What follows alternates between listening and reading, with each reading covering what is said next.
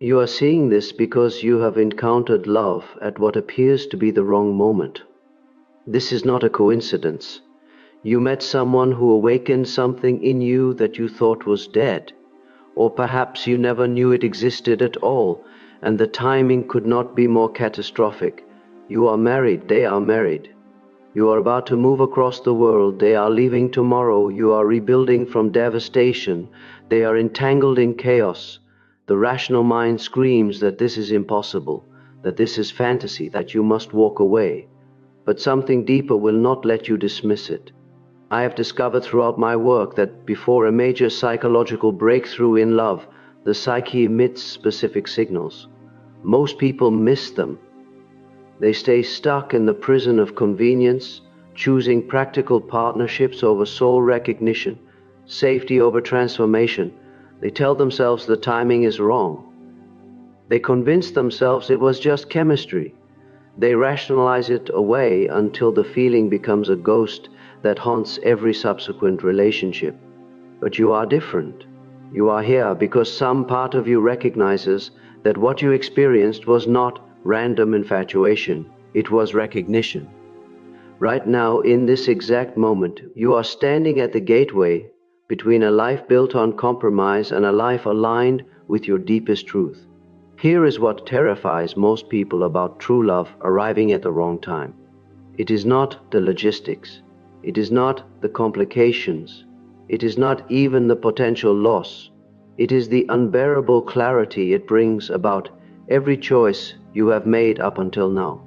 True love at the wrong time is what I call the golden mirror. It reflects back to you not just who you are, but who you have been pretending not to be. It shows you every compromise you have made with your own soul, every relationship you settled into because it was convenient, every dream you abandoned because it felt too dangerous to pursue. We avoid this reflection at all costs. Why? Because seeing it means we can no longer pretend we did not know. We can no longer claim ignorance about our own half-lived lives. When true love appears at an inconvenient moment, it does not just ask you to rearrange your schedule, it asks you to acknowledge that you have been living someone else's life, that you have been following a script written by family expectations, cultural programming, and fear. This is what I discovered studying patients who encountered profound love connections. They did not fear the complications, they feared the accountability. They feared having to admit to themselves that they had been capable of this depth of feeling all along and had chosen to live in shallow water. And that terrifies people more than staying in mediocre relationships ever could, because once you know you are capable of that kind of connection, you cannot unknow it. You cannot return to unconsciousness. You can only choose to ignore what you have seen, and that ignorance will poison everything that comes after. Before we go deeper, you need to understand why you have not experienced this kind of love before, or why you have systematically destroyed it when it appeared. This is not about bad luck. This is not about wrong timing. This is not about meeting the wrong people. You have been addicted to emotional unavailability because it protected you from the terror of being fully seen. Let me explain what happens in the nervous system. Your brain interprets profound intimacy as a threat, not because intimacy is dangerous, but because being truly known means you can be truly rejected. Being loved for who you actually are means you have nowhere to hide. So the psyche creates elaborate protection mechanisms. You choose partners who cannot fully meet you. You create distance in relationships that get too close. You manufacture crises right at the moment of deepest connection. I have spent decades studying this pattern. I watched patients approach their greatest capacity for love only to implode at the last moment. They would meet someone who saw them completely and then sabotage the connection through affairs, sudden coldness, manufactured incompatibilities, or simply running away. One patient met his soul's counterpart at a conference. The recognition was immediate and mutual. Within 3 days, They had shared more truth than he had shared in 15 years of marriage. He returned home, and within a week, he picked a fight with this woman so devastating that she never spoke to him again. When I asked him why, he said he could not breathe. He said feeling that scene made him want to crawl out of his skin. Another patient finally left a dead marriage and met someone who matched her depth and intelligence. They were planning their future together. Then she developed a sudden obsession with her ex-husband, convinced herself their marriage could be saved, and destroyed the new relationship. 6 months later, she was divorced again and the new partner was gone. She told me she did not understand what happened, but I understood. This was not weakness. This was the psyche protecting itself from the terror of transformation, because transformation means death, not physical death, psychological death, the death of the defended self, the death of the identity built on emotional unavailability and control, the death of the story you have been telling yourself about why real love is not possible for you. Right now, your psyche is preparing for that death, and it is terrified. There are specific signs that reveal when this encounter is not random attraction but destiny calling, when the psyche is preparing you for the most significant transformation of your life. First sign, anamnesis. This is an ancient Greek term meaning unforgetting or recognition of something that was always known. When you meet this person, there is no period of getting to know them. There is instant recognition. You do not feel like you are meeting someone new. You feel like you are remembering someone ancient. Most people interpret this as past life connection or soulmate mythology. I understand this differently. This is your psyche recognizing its counterpart. This is one unconscious recognizing another unconscious that carries the exact qualities needed for your individuation. This person is not showing you who they are. They are showing you who you have been refusing to become.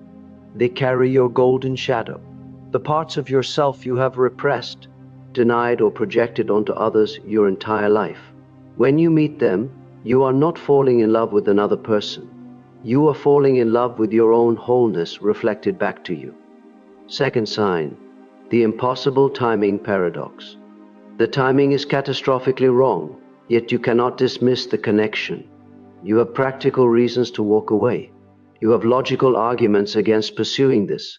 You have responsibilities and commitments and rational objections, but you do not walk away. You cannot walk away. Most people interpret this as weakness or obsession or moral failure. This is not weakness. This is the psyche overriding the ego's control mechanisms. This is your deeper self refusing to prioritize convenience over truth. The timing appears wrong from the ego's perspective because the ego wants safety and control. But from the psyche's perspective, the timing is perfect. You are finally ready. You are finally strong enough. You are finally desperate enough to choose transformation over comfort. The impossibility is not a bug, it is a feature. It is the psyche ensuring you cannot approach this casually. It is forcing you to make a conscious choice rather than sleepwalking into another convenient arrangement. Third sign, physical symptoms of energetic expansion. When you are near this person or even thinking about them, your body responds in ways that go beyond normal attraction. Your heart races, your breathing changes, you feel electricity in your chest, you experience what can only be described as energetic expansion. Then when you are apart, you experience collapse, depression, physical aching, a sense of being cut off from your own life force. This is not codependency. This is your energetic body responding to its counterpart. This is your nervous system recognizing its match and expanding into a frequency it has never accessed before. Your sleep changes. You wake at odd hours flooded with emotion or insight. Your appetite changes. Food tastes different. Colors look brighter. Music hits differently. This is the psyche generating the psychological pressure needed to break through your defenses. This is your entire system preparing for transformation. Most people try to suppress this feeling with distractions, addictions, and busyness. They try to logic themselves out of it. They try to minimize the connection till it becomes manageable. This is exactly backwards. These physical symptoms are not the problem. They are the evidence that something real is happening. Fourth sign: loss of interest in previous life structures. Things that used to fulfill you suddenly feel empty. The marriage that was tolerable last month suddenly feels unbearable. The career path that made sense last year suddenly feels like a prison. The social circle that entertained you suddenly feels superficial. People you used to tolerate suddenly feel unbearable. Their conversation irritates you. Their way of being in the world feels foreign. You find yourself withdrawing from relationships and situations that no longer match your expanding consciousness. This is not depression. This is the psyche withdrawing energy from what no longer serves your growth. This is your unconscious preparing you to release the structures built on your smaller self. Most people panic when this happens. They think something is wrong with them. They try to force enthusiasm for things they have outgrown. They shame themselves for changing. But this loss of interest is not pathology. It is readiness. It is the psyche making space for what wants to emerge. Fifth sign: the pressure cooker feeling. You sense something inside you building, a knowing that change is coming, whether you choose it or not. A feeling that you cannot maintain your current life structure much longer. A pressure that increases daily until it becomes almost unbearable. You feel restless in your own skin. You feel trapped in circumstances that were fine a few months ago. You feel a mounting urgency that has no rational explanation. Your nervous system is on high alert. You are irritable, you are sensitive, you are volatile in ways that are unlike you. Small things trigger disproportionate responses. This is your psyche generating the psychological pressure needed to break through your defenses. This is the unconscious preparing you for breakthrough by making the status quo intolerable. Most people try to suppress this pressure. They try to meditate it away. They try to rationalize it. They try to manage it with therapy or medication or substances. But this pressure is not the enemy. This pressure is the ally. It is the force that will finally push you through the terror and into transformation. Here is where it gets dangerous. When true love appears at the wrong time, self-sabotage kicks in hardest. I have documented this pattern across hundreds of cases. The moment someone encounters a connection that could actually transform their life, they begin systematically destroying it. They pick fights over nothing. They suddenly notice flaws they did not see before. They create drama and chaos.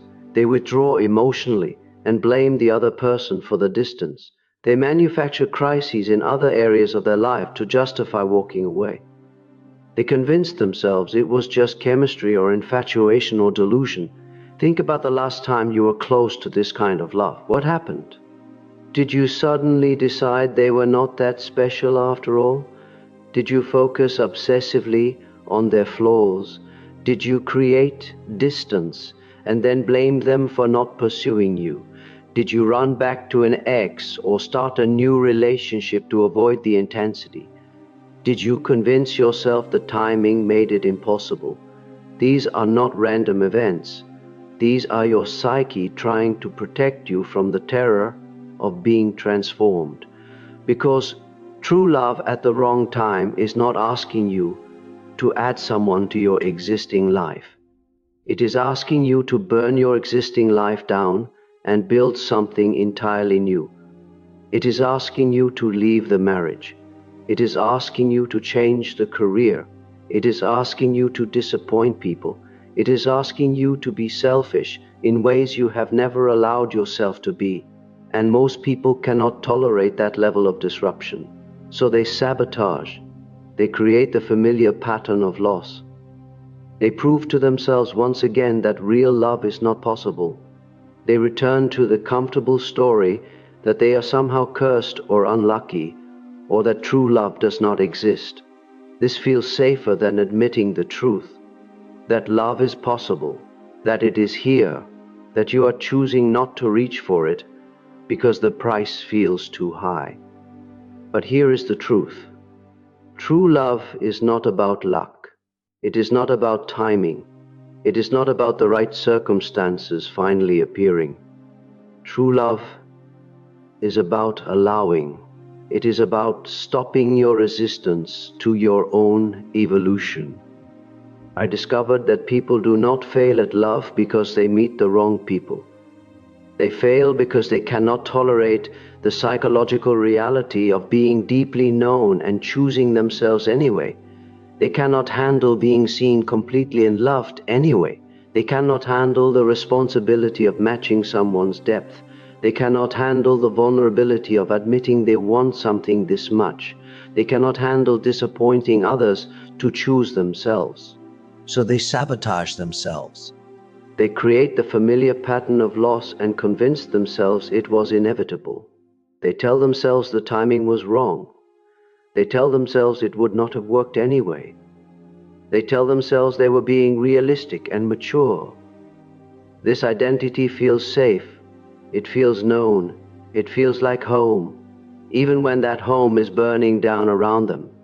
The identity of the person who cannot have real love feels more comfortable than the identity of the person who can, because the person who cannot have love has an excuse, has a story, has protection from the terror of being responsible for their own happiness. Right now you are being asked to burn that home down yourself. You are being asked to release the identity built on emotional unavailability and self-protection. You are being asked to step into the identity of someone who can be loved and can love without hiding. And that is absolutely terrifying, because the person who can love deeply has no excuse. That person has to show up fully. That person has to risk being seen and rejected. That person has to maintain that level of openness and vulnerability and truth, even when it feels excruciating. The unavailable identity has a script. You know how to be that person. You know how to protect yourself. You know how to maintain distance while appearing intimate. You know how to leave before you can be left. But the available identity has no script. You do not know how to be that person yet. You do not know how to stay when you want to run. You do not know how to be seen without defending. You do not know how to receive love without sabotaging it. But here is the deeper truth. You are not becoming someone new. You are becoming who you actually are. Beneath all the conditioning and trauma and fear, that person has been there all along, waiting, watching, knowing. When you start to evolve beyond your family system or your cultural programming, the collective unconscious pushes back. This is why choosing true love over practical partnership feels lonely at first. This is why following your heart over logic feels isolating. This is why everyone around you will have opinions about why you should not disrupt your life. People who are comfortable with the defended version of you become uncomfortable with the open version. Your willingness to choose love over security becomes a mirror that reflects their own compromises back to them. Your courage to disrupt your life for truth highlights their choice to stay in arrangements built on convenience. They will tell you that you are being selfish, that you are having a midlife crisis, that you are delusional, that you are throwing away something good for a fantasy. They will question your judgment. They will remind you of your responsibilities. They will weaponize your children or your finances or your reputation. This is the collective unconscious pressure. This is the force that keeps most people in line, that keeps them following the script, that keeps them choosing safety over truth until they die with the song still inside them. When you individuate, you will lose people. You must lose people. Anyone who cannot celebrate your expansion must be released. Anyone who needs you to stay small so they can feel comfortable must be released. Anyone who loves the defended version of you but fears the real version must be released. And that is not tragedy. That is liberation. Your freedom becomes a mirror that some people cannot look into. That is not your responsibility. Your responsibility is to become who you actually are. You do not need to become someone different. You need to stop pretending to be someone you are not. The way forward. First, you must recognize your addiction to emotional unavailability. You must see that you have been choosing relationships that cannot fully meet you because being partially met feels safer than being fully seen. This means getting honest about every compromise you have made, every time you chose convenient over true, every time you convinced yourself that passion was not practical. You must write these down. You must acknowledge them without judgment, because you cannot transform what you will not acknowledge. Second, you must integrate your golden shadow. You must reclaim the parts of yourself that this person reflects back to you, their passion, their depth, their courage, their authenticity. These are not qualities they possess that you lack. These are qualities you have been repressing that their presence activates. This means you must begin expressing these qualities in your life, whether this person stays or goes. You must become passionate about your own life. You must access your own depth. You must speak your truth even when your voice shakes. You cannot wait for someone else to give you permission to be whole. Third, you must grieve the defended self. You must let that identity die. This is not metaphorical. This is literal psychological death. You must mourn the person who stayed safe. You must mourn the relationships built on that defended self. You must mourn the life you thought you were supposed to have. This grief is not weakness. This grief is the bridge between who you were and who you are becoming. You must let yourself feel it fully without trying to fix it or rush through it. Fourth, you must claim the available identity before you have evidence. You must decide that you are someone who can have and sustain deep love before you know how to do it. This means acting from that identity, even when it feels like pretending. This means making choices the available version of you would make. This means staying present when you want to run. This means being honest when you want to hide. This means risking rejection rather than rejecting first. You must practice this daily. Every small choice is either reinforcing the old identity or building the new one. Fifth, you must protect your transformation from collective pressure. This means you must become very selective about who you share your process with. Most people cannot hold space for transformation. They will try to talk you out of it. They will try to make you reasonable. They will try to remind you of all the reasons you should stay stuck. You need witnesses who can celebrate your expansion without needing to control it. You need allies who trust your process even when it looks chaotic from the outside. If you do not have these people, you must find them, or you must walk this path alone until you do. Sixth, you must learn to tolerate being loved without sabotaging it. This is the hardest work. You must notice every impulse to create distance, every impulse to pick a fight, every impulse to focus on flaws, every impulse to run. You must notice these impulses and not act on them. You must sit with the discomfort of being seen and staying anyway. You must practice receiving love even when it feels unbearable, even when it makes you want to crawl out of your skin, even when your nervous system screams that this is dangerous. This is tolerance training for intimacy. This is building your capacity to sustain what you have always wanted. Seventh, understand that being available for true love is not a destination, It is a practice. You do not arrive at availability and then maintain it effortlessly. You must choose it again and again. Every day you must choose openness over defense, truth over comfort, presence over protection. Some days you will succeed. Some days you will fail. Both are part of the process. What matters is that you keep choosing. What matters is that you keep practicing. What matters is that you refuse to return to unconsciousness no matter how seductive the familiar patterns become. This is your turn. Not because the universe suddenly decided to be kind, but because you are finally ready to let yourself be transformed by love. You are finally done with the defended identity. You are finally exhausted by relationships that do not touch your soul. You are finally willing to risk everything for the possibility of truth. The signs are already appearing. The pressure, the restlessness, The dissatisfaction, the recognition, the physical symptoms, the loss of interest in structures that no longer serve you. These are not random. These are your psyche preparing for transformation. I have always believed that people who successfully complete this process become individuated. They stop living from their conditioning and start living from their essence. They stop choosing based on fear and start choosing based on truth.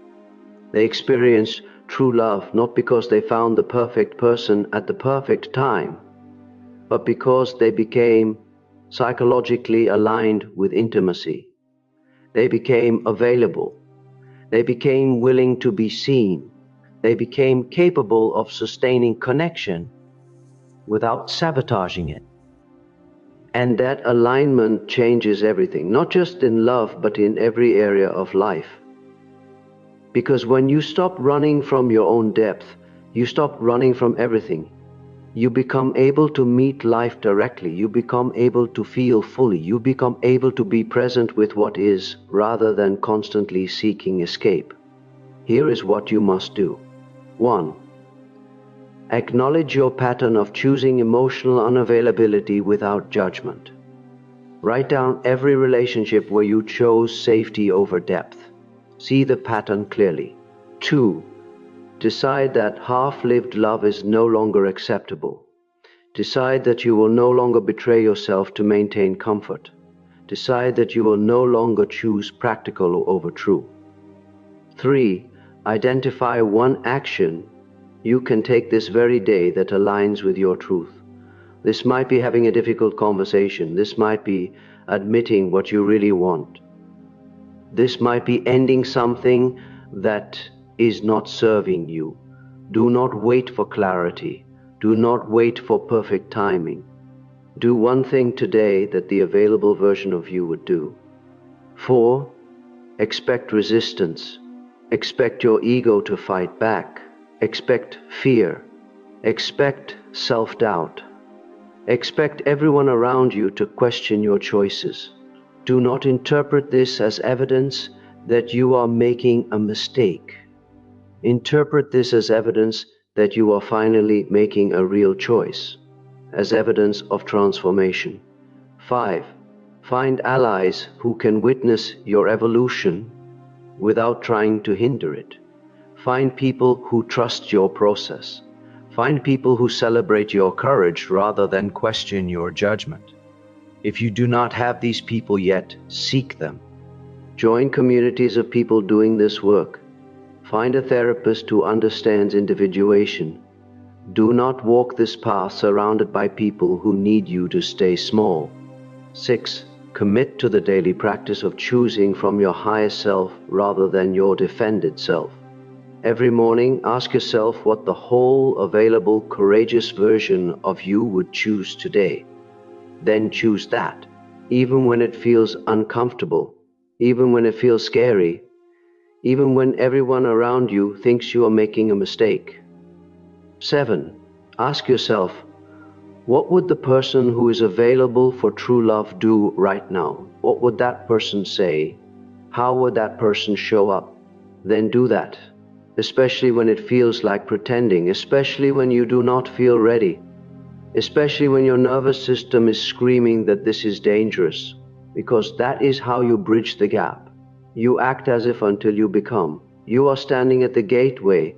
The choice is yours. You can return to the familiar pattern of emotional unavailability and pretend you did not hear these truths. You can tell yourself the timing is wrong. You can convince yourself this was just infatuation. You can go back to sleep. Or you can step through the gateway and become who you actually are. You can choose truth over comfort. You can choose depth over safety. You can choose love over protection. When one person chooses consciousness over comfort, they change the frequency of possibility for everyone around them. Your transformation is not just personal, it is collective. When you stop choosing convenient love and start choosing true love, you give everyone in your field permission to do the same. You are finally ready to be transformed. You are finally ready to release the defended self and claim your wholeness.